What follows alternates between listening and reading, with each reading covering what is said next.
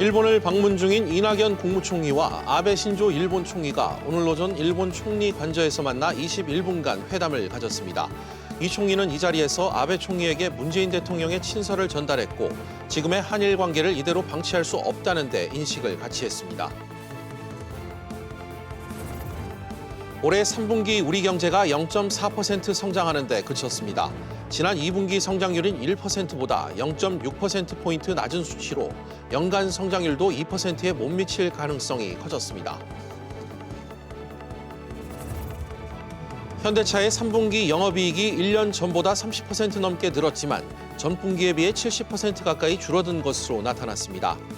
최근 세타2 GDI 엔진을 탑재한 차량을 소유한 고객들에게 보상을 결정하면서 비용이 급증한 영향으로 풀이됩니다. 변종 대마를 흡연하고 밀반 입한 혐의로 구속 기소된 CJ그룹 장남 이선호 씨에게 법원이 오늘 1심에서 징역 3년에 집행유예 4년을 선고했습니다. 이 씨가 범죄 전력이 없고 다시는 범행을 하지 않겠다고 다짐한 점 등을 참작한 건데 재벌 후계자 봐주기 판결이란 지적이 나오고 있습니다. 이상 오늘의 헤드라인이었습니다.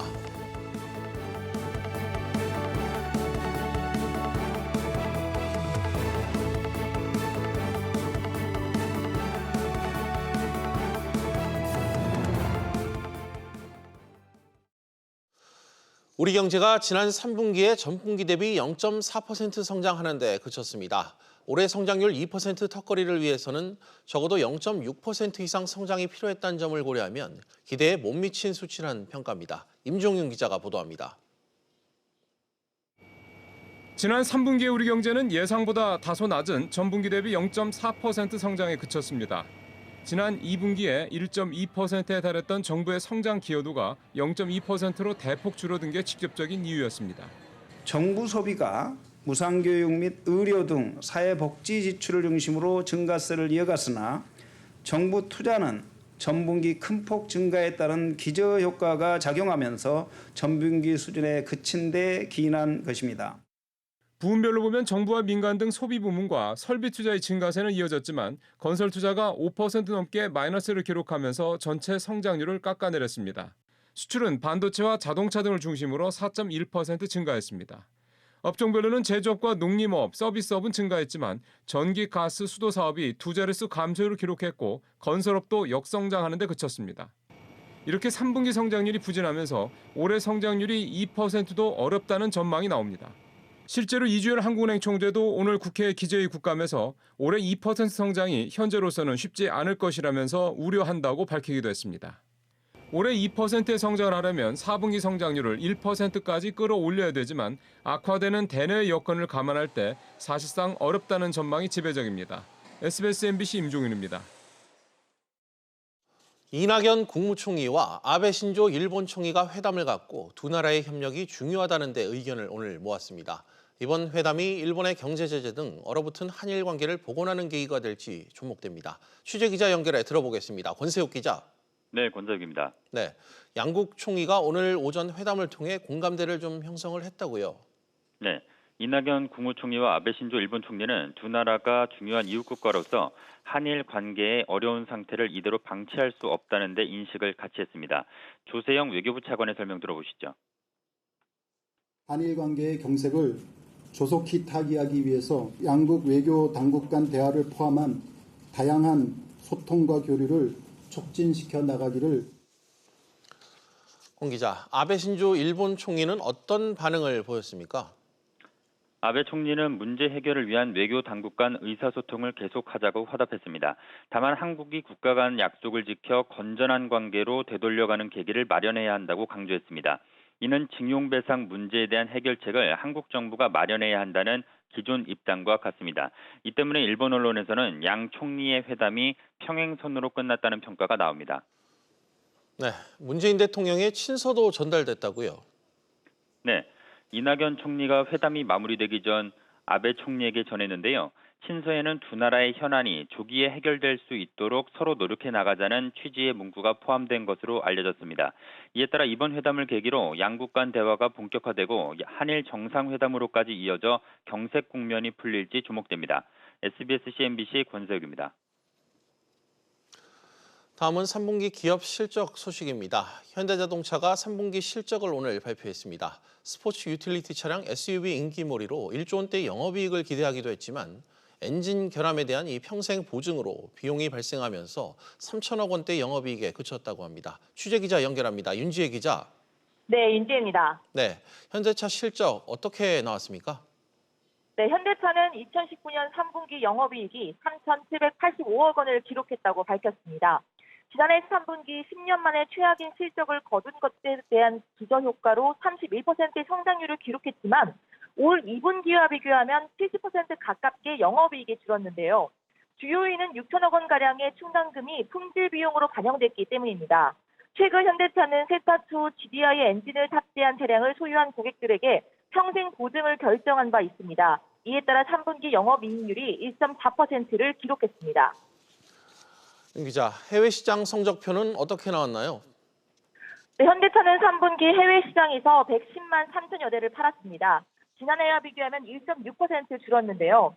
올해 현대차 북미 시장에선 판매가 증가하고 있지만 중국과 인도 시장의 부진이 전체 해외 판매 성적을 끌어내렸습니다. 네, 4분기 또 내년 전망은 어떻습니까? 네, 팰리세이드 등 SUV 신차 중심의 판매 확대로 매출이 증가하고 있는 점은 긍정적입니다. 현대차의 대표 세단 그랜저의 신형 모델이 다음 달 출시되는데요. 그랜저는 6세대 모델 출시 이후 지난달까지 국내에서 약 34만 대가 팔리면서 SUV의 인기 속에서도 누적 판매량 기준 국내 1위 차량 차종입니다. 여기에 곧 최고급 SUV 제네시스 GV80가 연말쯤 출시할 예정이어서 북미와 내수 시장에서 판매 신장이 예상됩니다. SBS CNBC 윤지혜입니다. SK 하이닉스가 지난 분기 이 전년 대비 영업이익이 무려 3%나 감소하는 실적을 기록했습니다. 하지만 이 매출이 소폭 증가하면서 하락세를 멈춘 이 디램 가격만 회복된다면 지금이 바닥이다 이런 관측도 나오고 있다고 합니다. 역시 취재기자 연결합니다. 오수영 기자, 3분기 실적 자세히 전해주시죠. 네, SK하이닉스의 올 3분기 매출은 6조 8,388억 원, 또 영업이익은 4,726억 원을 기록했습니다. 반도체 호황이었던 1년 전에 비하면 매출은 40%, 또 영업이익은 93%나 감소했습니다. 창사 이래 최대 실적을 기록했던 이때에 비하면 영업이익이 10분의 1에도 못 미친 겁니다. 직전인 2분기와 비교하면 매출은 6% 늘었지만 영업이익은 26% 줄었습니다. 하반기 들어서도 실적 부진에서 벗어나지 못한 이유는 디램과 낸드 플래시 등 메모리 제품의 가격 하락이 이어졌기 때문입니다. 오 기자, 앞으로 시장 전망은 어떻습니까? 네, 이번 4분기가 바닥이 아니겠냐는 관측도 나오고 있습니다. 내년부터는 반도체 기업들의 실적이 반등할 수 있으리란 전망 때문인데요. 실제로 올해 들어서 줄곧 떨어지던 디램 가격이 지난 7월부터는 2.94달러로 석 달째 유지되고 있습니다. SK하이닉스는 특히 디램의 경우 일부 데이터 센터 고객의 구매가 늘어나면서 3분기 출하량이 2분기보다 23% 늘었다고 밝혔습니다. 낸드 플래시는 3분기 출하량이 2분기보다 1% 감소하긴 했지만 저가 제품 판매 비중을 줄이면서 평균 판매 단가는 오히려 전분기보다 4% 올랐다고 설명했습니다. SK하이닉스는 5G 스마트폰이 내년부터 본격적인 성장세에 진입한다는 점도 메모리 수요 증가에는 긍정적인 요소라고 분석했습니다. SBS CNBC 오수영입니다. 다음 달부터 한국판 블랙 프라이데이 코리아 세일 페스타가 개막합니다. 올해 행사는 과거보다 할인 품목도 많아지고 할인율도 더 높아진다고 하는데요. 보이콧을 앞서 선언했던 백화점들도 참가하기로 했습니다. 이한나 기자가 보도합니다. 올해 코리아 세일 페스타가 다음 달에 역대 최대 규모로 진행됩니다. 어제 기준으로 참여를 신청한 업체는 모두 603개로 지난해 대비 25% 증가했습니다. 올해는 온라인 쇼핑 업계 참여도 지난해보다 3배 가까이 늘었습니다. 할인율은 최대 80%입니다. 품목과 같은 경우는 이전과 비해서 많은 기업체들이 더 참여를 하고 인기 브랜드 품목이라든지 이런 것들이 더 늘어나는 것 같고요. 광운제나 블랙 프라이데이하고 이렇게 비교를 하는데 저희가 과외 그 조건이 나쁘지 않은 것 같다는 생각을 하고 있습니다. 최근 공정거래위원회의 할인 부담 특약 지침 논란으로 참여가 불투명했던 백화점 업계도 보이콧을 철회했습니다. 한국백화점협회 관계자는 올해는 행사가 민간으로 이양된 첫 해이기 때문에 여러 어려운 여건에도 참가를 결정했다고 말했습니다. 행사는 다음 달 1일부터 22일까지 전국 참여업체 매장과 온라인에서 동시에 진행됩니다. 최대 규모로 치러지는 코리아 세일 페스타가 내수 시장에 온기를 불어넣을 수 있을지 주목됩니다.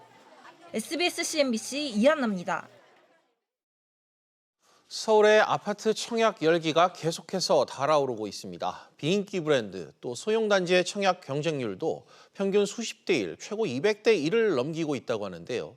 취재기자 연결해 요즘 청약 시장 상황 짚어보겠습니다. 황인표 기자, 어제도 청약 열기가 확인이 됐다고요? 네, 어제 1순위 청약이 진행된 서울 동작구 동작동의 이수 스위첸 포레일즈에서는 165가구 모집에 7,375명이 몰려서 평균 경쟁률 44.7대 1을 기록했습니다. 최고 경쟁률은 230대 1에 달했습니다. 같은 날 청약 접수를 받은 강동구 성내동의 힐데스하임 올림픽파크도 33가구 모집에 2,080명이 몰리면서 평균 63대 1, 최고 경쟁률은 233대 1에 달했습니다. 이 두 아파트 모두 소비자 선호도가 매우 높은 인기 브랜드 아파트가 아니었다는 점에서 업계에서는 이례적이라는 말이 나오고 있습니다. 황 기자, 정부가 이 분양가 상한제를 조만간 시행하면 지금보다 더 싼 가격에 분양이 가능할 텐데 왜 이렇게 많은 사람들이 몰리고 있는 겁니까? 분양가는 내려가겠지만 얼마나 많은 아파트들이 서울에서 공급될지 장담할 수 없기 때문입니다. 이 서울의 경우 새 아파트 공급은 재개발과 재건축 외에는 사실상 불가능한데 많은 재건축 사업이 초과이익 환수제와 분양가 상한제 등을 이유로 제속도를 못 내고 있습니다. 또 중도금 대출이 불가능한 9억 원이 넘는 분양 아파트도 주변 시세보다 낮게 분양되기 때문에 시세 차익을 노리고 현금 부자들이 많이 몰리고 있는 것으로 보입니다. 이 때문에 많은 청약자들이 일단 넣고 보자는 식으로 청약에 뛰어들고 있는 것으로 해석됩니다. 이 부동산 업계에서는 이런 청약 열기가 내년 4월 말 상한제 적용 유예 기간이 끝날 때까지 계속해서 이어질 것으로 보고 있습니다. 지금까지 SBS CNBC 황인표입니다. 한국감정원은 이번 주 서울 아파트 값이 0.08% 올라 17주 연속 상승세를 이어갔습니다. 특히 강남 4구는 0.12% 상승하면서 오름폭이 확대됐고 양천구도 0.1% 올라 강남권 다음으로 상승폭이 컸습니다. 한국감정원은 정부의 부동산 거래 합동 점검과 분양가 상한제 시행 예정으로 재건축 단지 매수세는 위축됐지만 기준금리 인하와 교통, 교육 여건을 따라 수요가 움직였다고 분석했습니다. 올 들어 3분기까지 전국 땅값이 3% 가까이 올랐습니다. 내년에 역대 최대 규모의 토지 보상금이 풀리면 땅값이 더 오를 것이란 전망도 나오고 있는데요. 김환진 기자가 보도합니다. 지식정보타운과 3기 신도시를 합쳐 15,000여 가구가 분양될 예정인 경기도 과천시입니다. 재개발과 재건축이 이어지면서 이 지역 땅값이 올해 들어 3분기까지 4% 넘게 올랐습니다. 과천을 포함한 서울 수도권 땅값은 같은 기간 3.4%, 전국 땅값은 평균 2.88% 올랐습니다. 지역별로는 반도체 클러스터 지정과 테크노밸리 인근 투자 수요가 몰린 경기도 용인시 처인구가 5% 넘게 올라 가장 큰 상승폭을 기록했습니다. 경기도 하남시와 대구 수성구도 4% 넘게 올랐습니다. 서울에서는 성동구가 지식산업센터 개발과 역세권 재개발 기대감에 4% 넘게 올라 강남과 용산 등을 제치고 상승률 1위를 차지했습니다. 이런 가운데 내년에 3기 신도시 등 45조 원에 달하는 역대 최대 규모의 토지보상금 지급이 시작되면 땅값과 집값이 동시에 출렁일 것이란 분석이 나옵니다. 토지보상금이 나오면 일부 토지를 사고 그다음에 남는 돈이 있으면 이제 서울 인근이나 이런 지역의 아파트를 사는 그런 게 이제 일반적으로 그런 게 코스처럼 돼 있는 상황이니까요. 인근 토지값 또 집값에 좀 일부 영향을 좀 미친다라고 봐야겠죠. 한편 현대중공업 물적 분할 여파로 인구가 줄어든 울산 동구는 1.4% 넘게 떨어지며 올해 9월까지 땅값이 가장 많이 떨어진 지역으로 꼽혔습니다. SBS CNBC 김한진입니다. 이번엔 국회로 가보겠습니다. 인터넷 전문은행 대주주의 한도 초과 지분 보유 승인 요건을 완화하는 법안 논의가 보류됐습니다. KT의 K뱅크 대주주 전환에도 제동이 걸리게 됐는데요. 취재기자 연결합니다. 신윤철 기자. 네, 신윤철입니다. 네, 정무위가 인터넷 전문은행법 개정안을 논의했는데 통과는 다음 소위로 미뤄지게 됐다고요. 네, 국회 정무위원회는 오늘 법안심사소위원회에서 인터넷 전문은행법 개정안을 논의했지만 다음 소위의 추가 논의 기로에 개정안 통과는 불발됐습니다. 개정안은 대주주의 한도 초과 지분 보유 승인 요건 중 금융 관련 법령의 법률 위반 요건은 제외하는 내용입니다. 네, 이렇게 되면 이 KT나 K뱅크 모두 난처한 상황에 직면하게 되는 듯 싶은데요. 네, 그렇습니다. 현재 K뱅크는 대주주를 KT로 전환하는 데 제동이 걸린 셈입니다. KT는 공정위법 위반 혐의로 과징금을 부과받고 검찰에 고발된 상태인데요. 이번에 개정안이 국회를 통과했다면 K뱅크는 유상 증자 등에 있어 큰 부담을 덜 수 있었지만 법안이 국회 문턱을 넘지 못하면서 자본 확충에 어려움이 커진 셈입니다. 이 때문에 건정성 확보에 빨간불이 켜졌다는 분석입니다. 신 기자, 빅데이터 산업 활성화를 위한 이 신용정보보호법 개정안도 국회 문턱을 넘지 못했다고요? 네, 1년 가까이 법안 소위에서 계류 중이었던 신용정보보호법 개정안이 역시 국회 문턱을 넘지 못했습니다. 이 정보는 개인정보를 가명으로 바꿔 상업적으로 이용할 수 있도록 법적 근거를 만들어주는 것인데 은성수 금융위원장도 취임 이후 해당 법안이 통과돼야 한다는 의견을 피력한 바 있습니다. 여당은 개인정보 활용 기준을 엄격해야 하고 과세 정보를 활용 대상에서 빼야 한다는 의견을 냈고 야당에서는 신용정보를 더욱 적극적으로 활용해야 한다는 방안을 요구했습니다. 이에 결국 국회 정무위는 내용을 좀 더 보완해 다음 소위원회에서 논의키로 했습니다. 최근 해외금리 연계 파생 상품 DLF 사태 등으로 주목받고 있던 금융소비자보호법 역시 통과되지 못했습니다. SBS CNBC 신윤철입니다. 다음 소식입니다. 이르면 다음 주 금융투자협회가 긴급 이사회를 열고 최근 갑질 문제를 일으킨 권용원 이 금투협 회장의 거취를 논의한다고 합니다. 역시 취재기자 연결합니다. 류정훈 기자. 네, 류정훈입니다. 네, 금투협이 권용원 회장 거취를 논의하기 위해 긴급 이사회를 연다고요? 네, 그렇습니다. 금융투자협회는 현재 구체적인 일정은 조율 중이라고 밝혔는데요. 다음 주 열리는 긴급 이사회에서 권 회장의 거취 관련 사항이 언급될 수 있다고 설명했습니다. 이사회는 권 회장에게 외부 행사 참여나 언론 노출 등을 자중해달라고 요청한 상태로 알려졌습니다. 그렇군요. 류 기자, 지금 이 권 회장의 폭언 논란을 두고 금투업계의 분위기가 꽤 싸늘하다고요? 네, 그렇습니다. 권 회장은 자신의 운전기사에게 늦은 시간까지 대기하라며 일이 있다고 말한 운전기사에게 폭언을 쏟아내 갑질 논란에 휩싸였습니다. 또한 회사 직원에게는 기자를 위협하는 자세로 강경하게 대응하라는 녹취록이 공개돼 물의를 일으켰는데요. 이후 권 회장은 협회를 통해 사실 인정과 함께 사과의 말을 전했습니다. 그러나 금융투자협회 노동조합을 집으로 둔 전국사무금융서비스 노동조합은 권 회장의 즉각 사퇴를 요구하며 만약 권 회장이 사퇴하지 않는다면 모든 법적 수단을 동원할 뿐만 아니라 서명운동도 불사하겠다고 강조했습니다. SBS CNBC 유정훈입니다.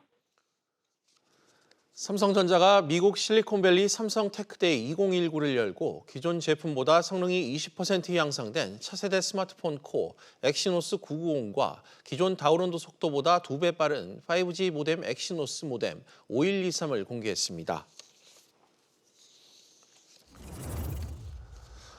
앞으로 지하철과 기차, 시외버스 등 대중교통 차량의 실내 공기질 측정이 의무화됩니다. 환경부는 대중교통 차량의 실내 공기질 측정 기준을 미세먼지에서 초미세먼지로 바꾸고 측정 횟수도 2년 1회에서 연 1회로 권고 기준은 차종 구분 없이 세제곱미터당 50 마이크로그램으로 강화한다고 밝혔습니다. 또 모든 지하역사 승강장에는 초미세먼지 측정기를 설치해 실시간 공개하기로 했습니다. 내년부터 50인 이상 300인 미만 사업장에서 주 52시간 근무제가 시행될 예정인 가운데 중소기업의 66%는 아직 준비가 안 됐다는 조사 결과가 나왔습니다. 중소기업 중앙회가 중소기업 500곳을 대상으로 조사한 결과 전체의 58.4%가 주 52시간 근무를 준비하고 있다고 답했고 7.4%는 준비할 여건이 안 된다고 밝혔습니다. 준비하고 있다고 답한 업체 가운데 절반 이상은 올해 말까지 준비가 힘들다고 응답했습니다. 포스코의 지난 3분기 영업이익이 지난해 같은 기간보다 32.1% 줄어든 1조 398억 원으로 나타났습니다. 매출도 15조 9,882억 원으로 지난해 같은 기간보다 2.6% 감소했습니다.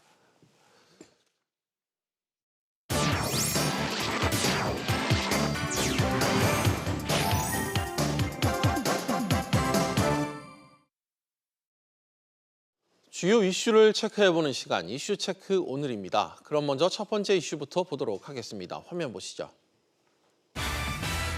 한일 중요한 이웃 국가.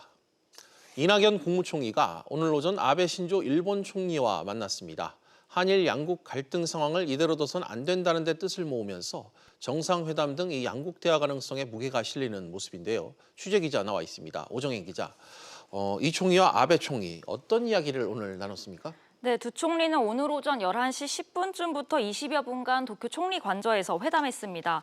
지난해 10월 우리나라 대법원의 강제징용 배상 판결 이후 1년 만에 처음 열린 양국 고위급 회담입니다. 이 총리와 아베 총리는 양국은 중요한 이웃 국가임을 강조했는데요. 그러면서 경색된 한일 관계를 빠른 시일 내에 타개하기 위해서 양국 외교 당국 간 다양한 소통과 교류를 하자는 데 공감했습니다. 네, 주요 현안들이 좀 아무래도 논의가 됐을 것 같은데 분위기가 어땠는지 좀 전해주시죠. 네, 현재 한일 양국 간 현안은 크게 세 가지로 볼 수 있습니다. 먼저 대법원의 강제징용 배상 판결과 일본의 수출 규제 조치, 그리고 군사정보보호협정 지소미아 종료인데요. 아베 총리는 국가 간 약속은 지켜야 한다면서 문제 해결을 위한 외교 당국 간 의사소통을 계속해 나가자고 말했습니다. 이에 이 총리는 지금까지 그래왔던 것처럼 이번에도 양국이 지혜를 모아 난관을 극복해 나갈 것이라고 믿는다고 강조했습니다. 네. 또 회담 이후 조세영 외교부 1차관은 의미 있는 의견을 나눴고 분위기가 그리 나쁜 편은 아니었다고 강조했는데요. 브리핑 내용 직접 들어보겠습니다. 한일 양국은 중요한 이웃 국가로서 한일 관계의 어려운 상태를 이대로 방치할 수 없다는 데 인식을 같이 했습니다.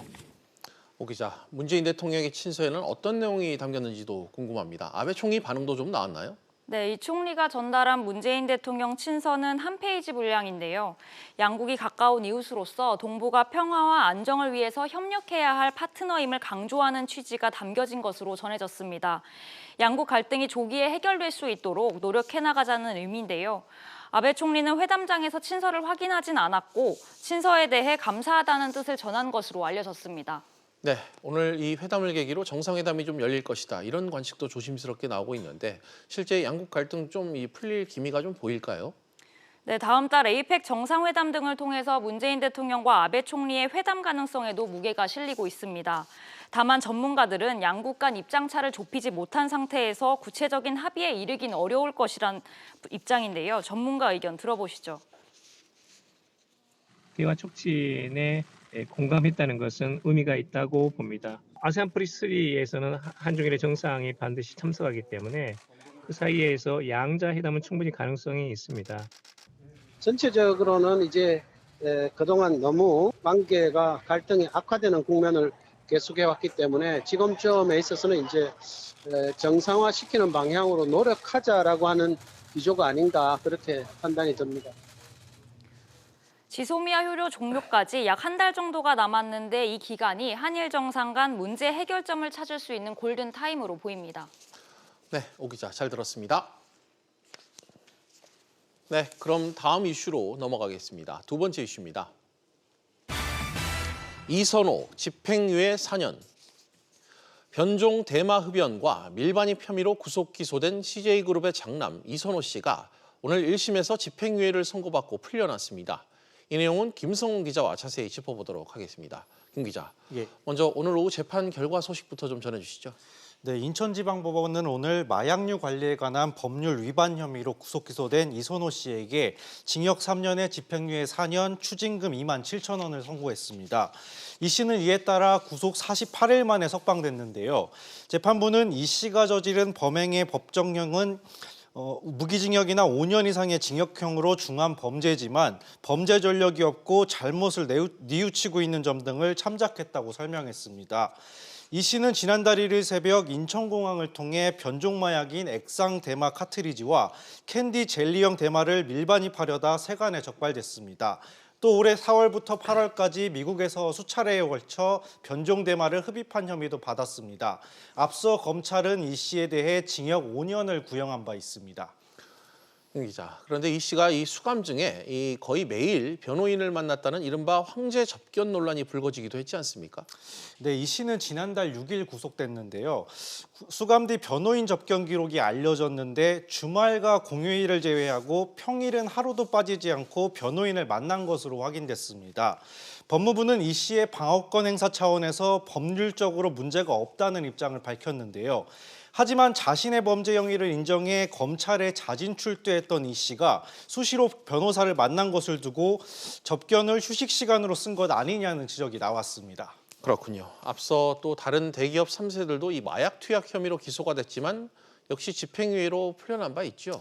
네, SK그룹 3세 최모 씨와 현대과학 3세 정모 씨는 해외 유학시설 액상대마를 상습 투약한 혐의로 재판을 받았는데요. 이들은 지난달 6일 열린 1심에서 징역 1년에 집행유예 2년을 선고받아 풀려났습니다. 당시 재판부는 반복적인 대마 매수와 흡연으로 죄질이 가볍지 않다면서도 잘못을 뉘우치고 과거 형사처벌 이력이 없다는 점을 참작했습니다. 오늘 이선호 씨의 판결과 같은 설명인데요. 검찰은 1심에서 피고인들에게 선고된 형량이 낮아 양형이 부당하다며 항소를 제기한 상태입니다. 그렇군요. 이 재벌 3세들의 마약 범죄 소식이 요즘 자주 들리는데 좀 어떻게 봐야 될지 좀 궁금합니다. 네, 전문가들은 재벌 3세들이 마약 범죄로 구설수에 오르는 이유를 크게 두 가지로 보고 있는데요. 먼저 재벌 3세들이 어린 나이에 해외 유학 생활을 하는 경우가 많은데 일부 국가들은 대마가 합법화돼 있어 마약에 대한 경각심이나 죄책감이 무딜 수 있다는 분석이 나옵니다. 예. 또 이번에 재벌 3세들이 손을 댄 변종 대마는 일반 대마보다 5배 가까이 비싼 것으로 알려져 있는데요. 그렇다 보니까 고가의 마약을 부의 과시수단으로 활용하려는 심리도 작용했을 것이란 추측도 나오고 있습니다. 네, 김 기자 잘 들었습니다. 네, 계속해서 다음 이슈로 넘어가겠습니다. 세 번째 이슈입니다. 금융권 CEO 인사 태풍. 오늘 대형 시중은행 중 하나인 이 KB국민은행 수장의 연임이 사실상 확정이 됐다고 합니다. 이를 첫 신호탄으로 올 연말부터 내년 4월까지 금융지주 회장 이 주요 금융사 수장 임기가 줄줄이 끝난다고 하는데요. 자리 수성이냐 아니면 교체냐가 금융권 최대 화두로 요즘 떠오르고 있다고 합니다. 취재 기자 나와 있습니다. 박규준 기자. 예. 오늘 국민은행장은 연임이 사실상 확정이 됐다고요? 네, 맞습니다. 이 차기 행장을 선임하는 이 첫 절차에 이 허인 현 행장이 단독 후보로 추천이 됐기 때문에요. 이변이 없는 한 이 허인 행장의 연임은 확실시 됐다고 봐도 됩니다. 이 허인 행장은 다음 달에 열리는 이 행장 후보 추천위원회 심사를 거쳐서 이후 은행 주주총회에서 연임이 최종 확정될 것으로 보입니다. 이 허인 행장은 2017년 12월에 처음으로 취임을 했고요. 다음 달 20일로 2년 임기를 마치고 이번에 연임이 되면 내년 11월까지 향후 1년 동안 국민은행을 이끌게 됩니다. 그렇군요. 이번을 이 신호탄으로 내년 초까지 금융지주 회장 등 주요 금융권 인사들의 임기가 줄줄이 끝난다면서요? 네, 맞습니다. 임기 만료일 기준으로 이들을 좀 순차적으로 정리를 하면요. 올 12월이면 우선 김도진 기업은행장이 3년 임기를 마칩니다. 이 임기 동안 이 김도진 행장은 실적은 좋았는데 국책은행이다 보니까 그 특성상 정치적인 입김이 작용해서 연임은 불확실하다는 그러한 상황입니다. 같은 달에 보시는 것처럼 이대훈 농협은행장도 1년 임기가 끝납니다. 이 농협은행장 같은 경우에는 임기가 1년 플러스 1년인데요. 이 행장은 지난해 말에 한 차례 연임을 해서 2년 임기가 이번에 끝나게 되는 겁니다. 다만 농협은행장 임기가 관례상 2년까지만 이어서 그에 비춰보면 역시 재연임은 불확실하다는 관측이 나옵니다. 보시는 것처럼 내년 3월에는 신한금융지주, 또 우리금융지주 회장 임기가 끝나고요. 4월에는 농협금융지주 회장 임기가 줄줄이 만료가 됩니다. 네, 아무래도 이 4대 금융지주사인 이 신한금융, 우리금융지주 수장이 연임되느냐 이게 최대적 관심사일 것 같은데 전망이 지금 어떻습니까? 큰 틀에서는 실적이나 성과로만 보면은 우수하다는 평가가 나와서 연임에 이것만 보면 제동이 걸릴 만한 뚜렷한 결함이나 흠은 보이지 않는다는 관측이 나옵니다. 이 조용병 신한금융지주 회장 같은 경우에는요, 지난해 9월에 이 오렌지라이프 생명을 인수를 해서 이 계열사 중에서 상대적으로 약체였던 보험 쪽을 키워놨다는 평가를 받고 있고요. 강력한 경쟁 상대였던 위성호 전 신한은행장이 지난해 말에 자리에서 물러났기 때문에 연임이 유력하다는 평가가 나오고 있습니다. 다만 행장 시절 때 관여한 의혹을 받고 있는 채용 비리에 대한 1심 재판 선고가 올해 연말 정도에 나올 것으로 알려져 있는데요. 올 2월에 이 금융감독원이 마찬가지로 이 채용비리 재판 중이었던 하명주 이 당시 하나은행장을 법률 리스크를 이유로 사회이사들에게 연임 우려를 전달해서 결과적으로 함전 행장이 연임 포기를 한 전례가 있기 때문에 이게 다시 조현병 회장 쪽에서 재발할 수도 있다는 관측도 조심스럽게 나오고 있습니다. 네. 손태승 회장님 같은 경우에는 수건 사업이었던 지주사 전환을 재임 때 이뤄냈다는 성과를 인정받고 있습니다. 다만 아시는 것처럼 금리 연계 파생 결합 펀드인 DLF 손실도 문제가 있고 또 최근에 라인펀드의 환매 중단 사태까지 겹치면서 이 문제에 대한 책임 문제가 연임의 최대 변수로 작용할 것으로 보입니다. 네, 박 기자 잘 들었습니다. 네, 이제 마지막 이슈 확인해 보겠습니다. 네 번째 이슈입니다. 세포라 한국 상륙. 세계 최대 뷰티 편집숍 세포라가 한국 시장에 드디어 진출했습니다. 오늘부터 1호점이 영업에 들어갔는데요. 국내 헬스앤뷰티 업계의 긴장감이 고조되고 있다고 합니다. 세포라 한국 진출의 의미와 또 시장 판도 변화, 엄하은 기자와 자세히 짚어보도록 하겠습니다. 엄 기자, 세포라가 오늘 국내 첫 매장을 오픈했다고요? 네, 다양한 브랜드의 화장품을 한데 모아 판매하는 뷰티 편집숍 세포라가 오늘 삼성동에 문을 열었습니다. 세포라는 루이비통 등 패션하우스를 보유한 루이비통 모에네시 소속의 뷰티 전문 매장인데요. 아시아에서는 우리나라가 10번째 진출 국가입니다. 세포라는 앞으로 명동과 신촌 등에 추가로 점포를 열어 내년까지 모두 14개 매장으로 확대할 계획입니다. 그렇군요. 이미 그런데 국내에도 뷰티 편집숍, 또 헬스앤뷰티 매장이 보편화돼 있는데 좀 차별화된 부분이 있나요? 네, 우선 국내에서 접하지 못했던 브랜드들을 살 수 있다는 것이 가장 큰 경쟁력입니다. 예. 세포라가 판매하는 총 99개의 브랜드 중 47개가 자체 제작이거나 단독 입점 브랜드인데요. 가격 면에서도 초반 상당히 공격적인 전략이 예상됩니다. 이미 한국에 들어온 브랜드는 경쟁 업체와 동일한 가격에 판매하고 독점 브랜드들은 물류비 등을 반영해 합리적으로 가격을 책정하는 데 주안점을 뒀다는 설명입니다. 오픈 첫날인 오늘 개장 1시간이 채 되지 않아 500여 명의 고객이 몰려들 정도로 반응은 뜨거웠는데요. 네. 그러나 생각보다 독점 브랜드 수가 적고 그중에서도 고급 브랜드는 많지 않아 아쉽다는 반응도 나왔습니다. 그렇군요. 업계의 반응도 좀 상당히 궁금합니다. 네, 국내 헬스앤뷰티 업체인 CJ올리브영 관계자는 뷰티 편집숍인 세포레와 판매하는 제품의 종류가 다르기 때문에 영향은 미미할 것이라고 내다봤습니다. 그러면서도 오프라인 매장 상권별로 맞춤형 매장을 강화해 차별화하겠다고 밝혔는데요. 또 온라인몰 등을 통해 구매한 제품을 소비자의 주소지와 가까운 매장에서 포장 배송하는 O2O 서비스를 더욱 강화하겠다고 말했습니다. 네. 사실상 국내에서 유일했던 뷰티 편집숍인 시코르 역시 세포라의 국내 진출을 경계하는 눈치인데요. 시코르 관계자는 자사 매장 내 상품 절반 정도가 K뷰티에 적합한 제품들이라면서 서양인에게 맞춰진 제품이 주를 이루는 세포라와 차별화해 K뷰티로 승부를 걸겠다고 말했습니다. 네, 어찌됐건 이 새로운 업체의 등장으로 시장 판도 변화가 좀 예상이 되는데 향후 전망 좀 어떻게 되고 있나요? 네, 세포라가 글로벌 1위 기업인 것은 맞지만 역시 키워드는 현지화라는 분석이 나옵니다. 세포라는 앞서 일본과 홍콩 등에 진출했는데 현지 브랜드에 밀리면서 성공을 거두지 못했습니다. 한국 헬스앤뷰티 시장도 이미 포화 상태이기 때문에 결국 국내 소비자들의 수요를 얼마나 잘 파악하고 발빠르게 현지화 전략을 마련하느냐에 따라 성패가 갈릴 것으로 보이는데요. 한편 온라인을 통한 화장품 해외 직접 구입 수요는 매년 늘고 있습니다. 지난해 전체 해외 직구 규모는 27억 5천만 달러로 우리 돈 3조 2천억 원이 넘는데 이 가운데 10%가량이 화장품이었습니다. 이 같은 수요의 일부를 세포라가 차지할 수 있을 것이라는 관측이 나오면서 무난한 시장 진입을 예상하는 분석도 나오고 있습니다. 네, 홍 기자 잘 들었습니다. 퀴즈플러스 계속해서 집중 진단 시간으로 이어가겠습니다. 시청자 여러분들도 유료 문자 100원으로 의견 보내주시면 실시간으로 방송에 참여하실 수 있습니다. 샵 3698번으로 많은 참여 부탁드리겠습니다.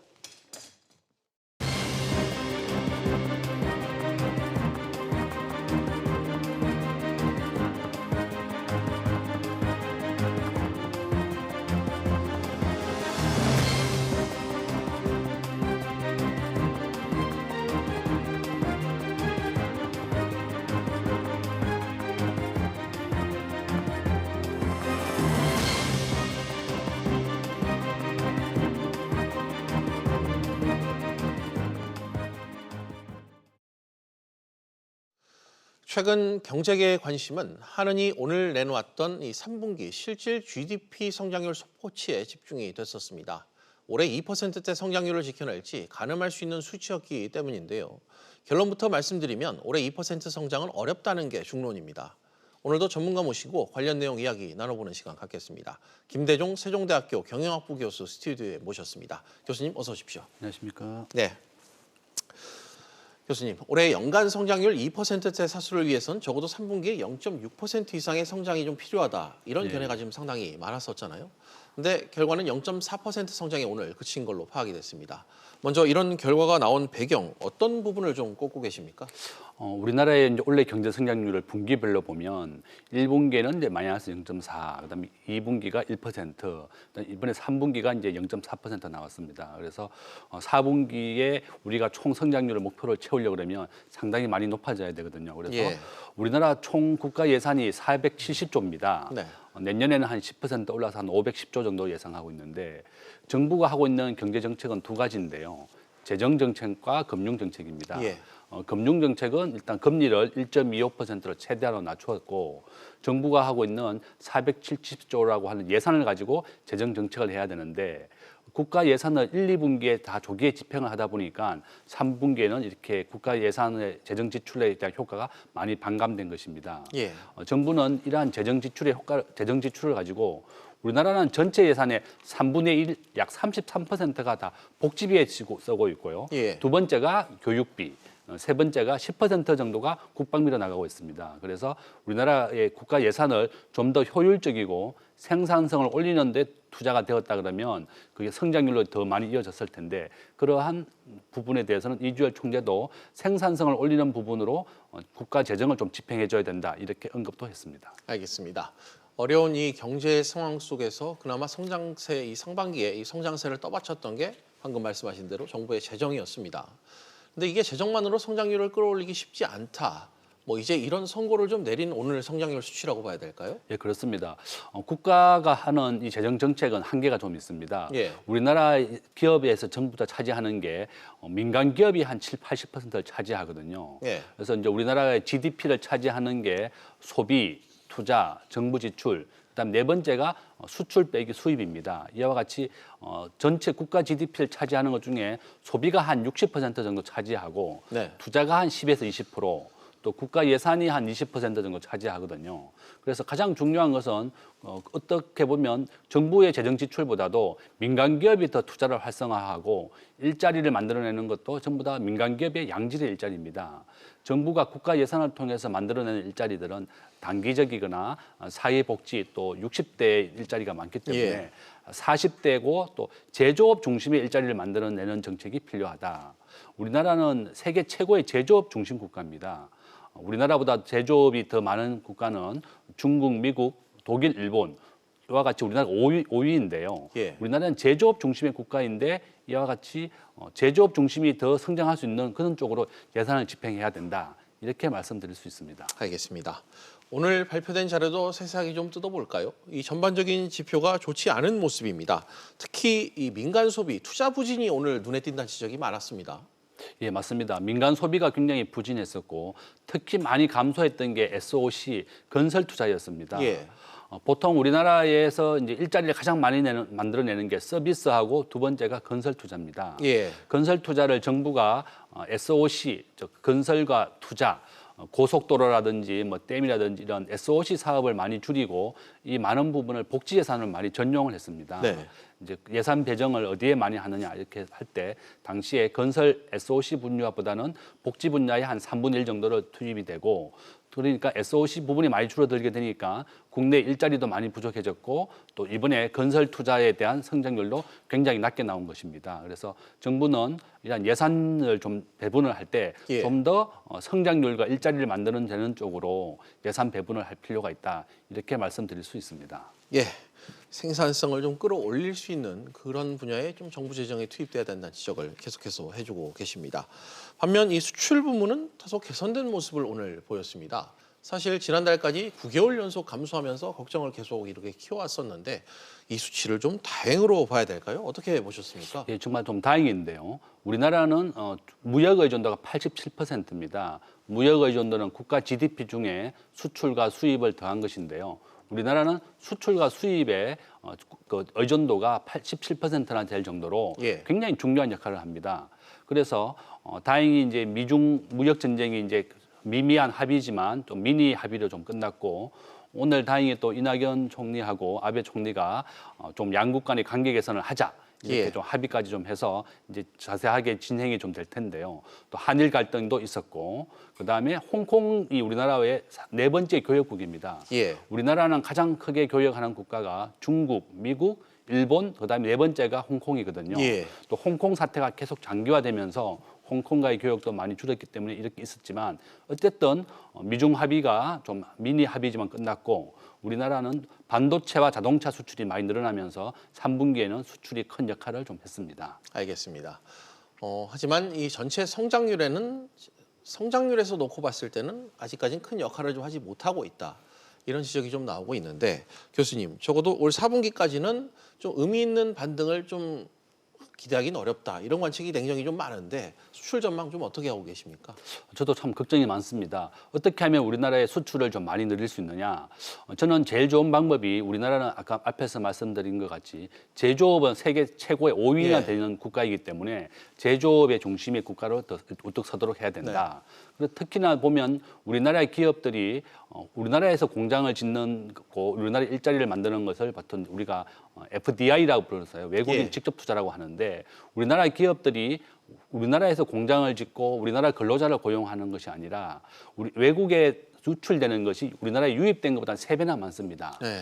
이와 같이 우리나라 근로자나 기업들이 일하기 좋은 환경이 아닙니다. 그래서 정부가 우리나라 수출을 장려하고 기업을 더 활성화하기 위해서는 친기업적인 경제 정책을 해줘야 되겠다. 가장 쉬운 얘기가 법인세를 미국은 21%로 낮추고 일본 22%, 또 독일은 15%입니다. 우리나라만 세계적인 추세와 좀 역행을 해서 법인세를 올리고 했거든요. 그래서 저는 정말 우리나라 기업의 일자리를 만들고 고용을 늘리기 위해서는 일하기 좋은 환경을 만들어줘야 되겠다. 그래서 해외 기업들도 우리나라에 공장을 들어오게 되고 우리나라 기업들도 유출이 유입의 3배나 많다고 하니까 예. 정부가 우리나라 기업이 계속 해외에 공장을 짓는 것보다는 국내에 공장을 지을 수 있도록 기업하기 좋은 환경을 만들어주는 것이 필요하다. 이렇게 제언을 드리고 싶습니다. 알겠습니다.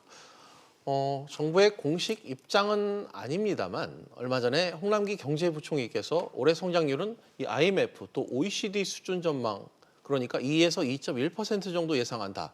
이런 입장을 기자들에게 내놓은 바가 있습니다. 결과적으로 이 또한 좀 낙관적인 전망이 됐다. 이렇게 지금 시점에서 좀 봐야 될 것 같습니다. 어떻습니까? 저는 이번 0.4%였는데 하반기에 갈수록 한 0.678 이상 나와야 1% 가까이 나와야지 목표치를 채울 수가 있거든요. 지금 같은 추세를 한다 그러면 이미 정부가 국가 재정 예산을 이미 많이 지출을 많이 했고 남은 예산이 별로 없습니다. 예. 그래서 홍남기 부총리가 오늘 얘기한 게 2월 되는 예산이나 사용하지 않고 남는 불용 예산이 없도록 전부 다 하반기에 다 지출을 하겠다고 했었는데요. 예. 국가 예산도 별로 남지 않았고 그래서 가장 좋은 것이 아까 제언을 드린 것처럼 기업하기 좋은 환경을 만들어 주어야 되겠다. 정부가 너무나 시장에 많이 개입을 해서 최저임금제를 최근 한 3년 동안 많은 큰 폭으로 올렸지 않습니까? 예. 또한 주 52시간제도 정부도 이게 무리가 가고 우리 중소기업에게는 큰 부담이 간다는 것을 인식을 하고 대통령도 최근에 주 52시간제에 대한 개선에 대해서 국회가 조속히 입법을 해달라고 제안을 예. 했습니다. 이와 같이 기업하기 좋은 환경을 만들어줘야 되겠다. 정부도 최근에 굉장히 인식을 좀 한 것 같아요. 그래서 국회도 빨리 주 52시간제에 대한 보완 입법을 해줘야 되겠고 우리나라 전체 생산의 50%는 중소기업입니다. 예. 또 우리나라 근로자의 88%는 중소기업에 근무하고 있거든요. 이와 같이 중소기업에 대한 활성화도 좀 해줘야 되겠고 중소기업과 대기업이 서로 협업할 수 있도록 그렇게도 해줘야 되겠다. 그렇게 기업하기 좋고 일하기 좋은 환경을 만들어준다 그러면 우리나라 경제는 더 일어날 것이다. 저는 그렇게 말씀드립니다. 네, 성장률 수치 얘기가 나와서 한마디를 좀 더 해보겠습니다. 사실 이 우리나라의 올해 성장률을 두고 국제기구 또 정부 기관 민간 연구기관에 이르기까지 일제히 전망치를 낮춘 바가 있습니다. 걱정이 참 큰 상황인데요.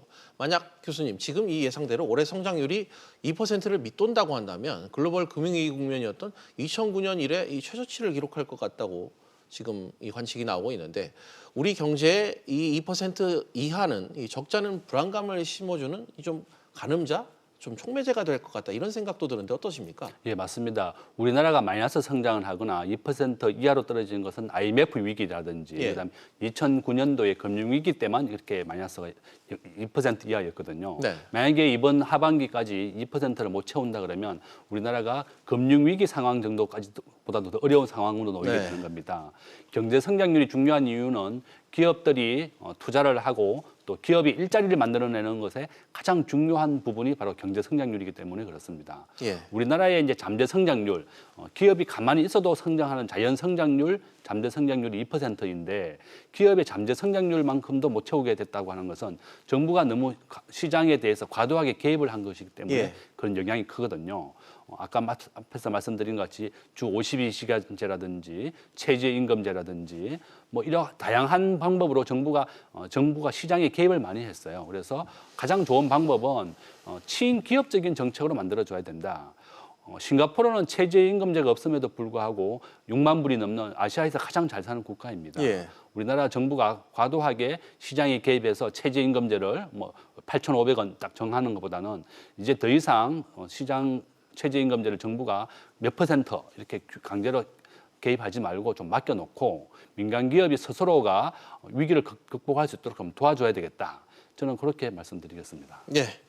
그렇지만 정부의 인식은 민간과는 다소 좀 괴리가 있는 것 같습니다. 정부에서는 내년엔 경기가 다소 회복될 것이다 이렇게 계속해서 전망을 하고 있는데 그 근거로 이 미중 무역 분쟁이 좀 완화될 조짐을 보이고 이 또 반도체 업황 개선 등을 이유로 꼽고 있는 그런 상황입니다.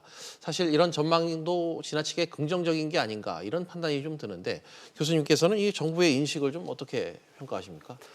지금 현재 정부가 좀 더 냉정하게 지금 현재 좀 상황을 봤으면 좋겠습니다. 예. 정부가 만들어내는 일자리라고 하는 것은 이제 사회복지 예산을 가지고 60대 일자리를 좀 많이 만들어냈고 우리나라가 일본과의 격차를 보게 되면 일본의 작년에 이제 수출한 총액은 7,200억 달러고 예. 우리나라의 총 수출액은 6천억 달러입니다. 일본과 불과 차이 나는 게 한 100조 원 정도밖에 차이 안 나거든요. 네. 정부가 우리나라가 좀 더 일하기 좋은 환경을 만들어준다 그러면 우리나라가 제조업 총액, 수출액 총액을 수출 금액으로 일본을 능가할 수 있습니다. 예. 앞에서 말씀드린 것 같이 우리나라가 세계의 5번째 제조업 중심 국가이고 수출 총액이 많은 국가이고 네. 일본은 우리나라보다 수출액 총액이 겨우 100조 원밖에 차이가 안 납니다. 그래서 정부가 이와 같이 굉장히 어려운 환경이지만 좀 더 친노동적인 정책보다는 친기업적인 정책으로 돌아서서 기업들이 우리나라의 공장에 더 많은 투자를 하고 그다음에 최저임금제라든지 52시간제라든지 이런 것을 기업들이 스스로 알아서 하게 한다 그러면 우리는 충분히 일본도 능가할 수도 있고 예. 우리나라 경제가 다시 부흥할 수 있다. 그렇게 말씀드릴 수 있습니다. 알겠습니다.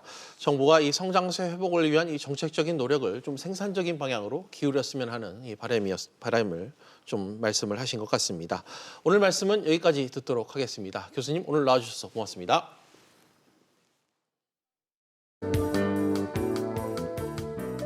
안녕하세요. K웨더 라이프스타일 예보 김단비입니다. 내일은 전국이 대체로 구름 많은 가운데 동해안은 낮까지 비가 내리겠습니다. 예상되는 비의 양은 오늘에서 내일 사이 20에서 40mm가 되겠고요. 많은 곳에는 60mm 이상의 비가 내리겠습니다. 내리는 비의 양이 많지는 않겠지만 비로 인해 가시거리가 1km 미만으로 짧고 도로가 미끄러운 곳이 있겠고요. 특히 강원 산지는 낮은 구름대가 유입되면서 가시거리가 200m 이하로 매우 짧겠습니다. 내일 서울의 아침 기온 14도, 낮 기온 23도로 오늘과 비슷하겠습니다. 다만 주말부터는 기온이 급격하게 내려가면서 쌀쌀해질 텐데요. 토요일 서울의 아침 기온 8도, 일요일은 6도 선에 머물겠고요. 낮 기온은 20도를 밑돌겠습니다. 중부지방은 구름 많은 가운데 춘천의 낮 기온 21도, 대전 22도로 평년보다 높겠습니다. 동해안의 낮 기온은 19에서 21도로 비교적 선선하겠습니다. 남부지방 제주도와 남해안에도 강한 바람이 부는 곳이 있겠고요. 낮 기온은 22에서 23도로 온화하겠습니다. 토요일부터는 기온이 급격하게 내려가 당분간은 쌀쌀하겠고요. 다음 주 초반에는 중부지방에 비가 내릴 전망입니다. 날씨였습니다. 퀴즈 플러스 오늘은 여기까지입니다. 다음 뉴스는 7시 뉴스 프리즘으로 이어집니다.